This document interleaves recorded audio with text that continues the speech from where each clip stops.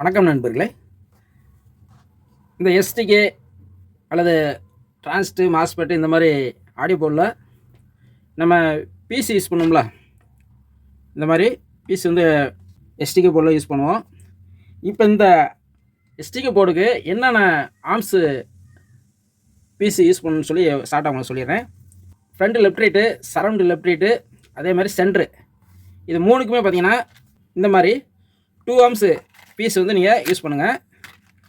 அதேமாதிரி சப்வூஃபருக்கு நீங்கள் யூஸ் பண்ணும்போது இது மாதிரி 3 ஆர்ம்ஸு பீஸ் வந்து நீங்கள் யூஸ் பண்ணுங்கள். இது உங்களுக்கு தெரியும் நினைக்கிறேன். இது வந்து F3 ஆர்ம்ஸ்னு போட்டிருக்கா, இது வந்து 3 ஆர்ம்ஸு. இது வந்து சப்வூஃபர் ஆடியோக்கு நீங்கள் 3 ஆர்ம்ஸ் யூஸ் பண்ணுங்கள். அதேமாதிரி ஆம்பிளிஃபையருக்கு கேபினட்டுக்கு பின்னாடி இந்த மாதிரி பீஸ் யூஸ் பண்ணுறோம்ல, இதை பொறுத்தளவுக்கு நீங்கள் 3 ஆர்ம்ஸு பீஸ் போதும், அதுக்கு மேலே யூஸ் பண்ண தேவையில்ல. ஏன்னா வந்து ஏதோ ஒரு சின்ன ஃபால்ட் இருக்குது, இல்லை ஏதாவது ஒரு ஷார்ட் இருக்குன்னா ட்ரான்ஸ்ஃபார்மர் போகாமல் இருக்கணும்னா நீங்கள் ஆர்ம்ஸ் ரேட்டிங் 3 ஆர்ம்ஸ் கொடுங்க, கரெக்டாக இருக்கும். ரொம்ப வாட்ஸ் அதிகமான வாட்ஸ்னால் மட்டும் மேக்ஸிமம் 5 ஆர்ம்ஸு பீஸுக்கு மேலே நீங்கள் யூஸ் பண்ணக்கூடாது.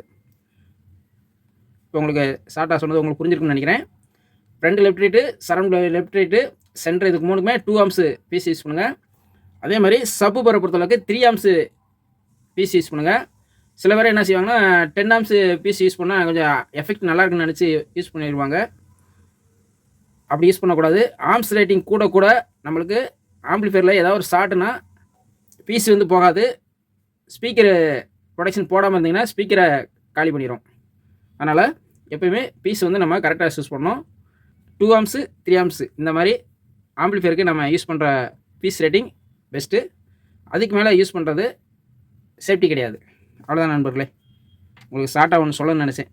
நன்றி, வணக்கம்.